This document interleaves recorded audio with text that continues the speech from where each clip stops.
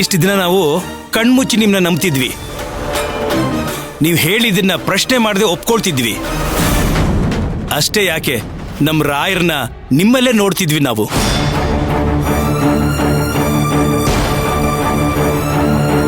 ಒಂದೇ ಕ್ಷಣದಲ್ಲಿ ನಮ್ ನಂಬಿಕೆನ ಸಾಯಿಸ್ಬಿಟ್ರಿ.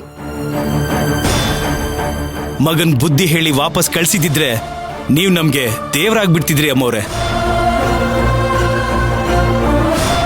ಇದನ್ನೆಲ್ಲ ನೋಡ್ತಾ ಇದ್ರೆ ನಮ್ಗೆ ನಮ್ಮನ್ನ ಉಪಯೋಗಿಸ್ಕೊಂಡ್ಬಿಟ್ರಿ ಅನ್ನಿಸ್ತಾ ಇದೆ ಅಮ್ಮವ್ರೆ. ಇಲ್ಲ, ದಯವಿಟ್ಟು ನನ್ ಜಾಗದಲ್ಲೂ ನಿಂತ್ಕೊಂಡು ಸ್ವಲ್ಪ ಯೋಚನೆ ಮಾಡಿ. ನೀವು ನಮ್ ಬಗ್ಗೆ ಯೋಚನೆ ಮಾಡಿಲ್ಲ ಅಂದ್ಮೇಲೆ ನಾವ್ಯಾಕೆ ಯೋಚನೆ ಮಾಡ್ಬೇಕಮ್ಮವ್ರೆ?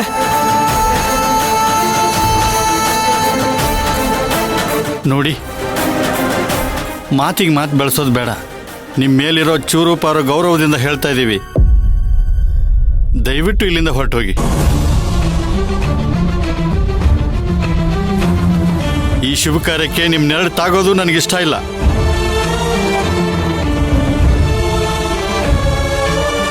ನಮ್ಮ ಮಗುಗೆ ನಿಮ್ಮಿಂದ ಅಪಶಕುನ ಆಗೋದು ಬೇಡ.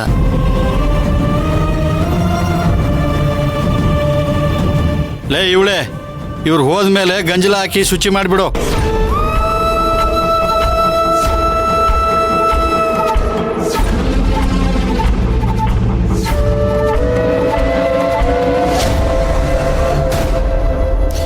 ಯಾಕೆ ರಾಜಣ್ಣ ಗಂಜಲ ಇಲ್ಲ?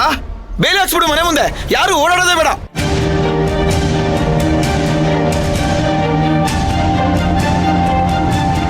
ಏನ್ ಶ್ರೀಕಾಂತ, ನೀನು ನಿನ್ ತಂಗಿ ಅಷ್ಟು ಮೋಸ ಮಾಡಿದ್ರು ನಾನು ನನ್ನ ಮನೆ ವಿಚಾರದ ಬಗ್ಗೆ ಮಾತಾಡ್ತಿಲ್ಲ.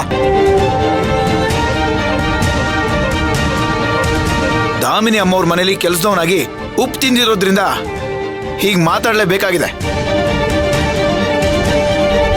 ಬೇಡ ಶ್ರೀಕಾಂತಣ್ಣ, ನಿನಗೂ ಯಾವ ಕೆಡ್ಡ ತೋಡ್ತಾರಂತ ಯಾರು ಗೊತ್ತು? ಸಾಕು.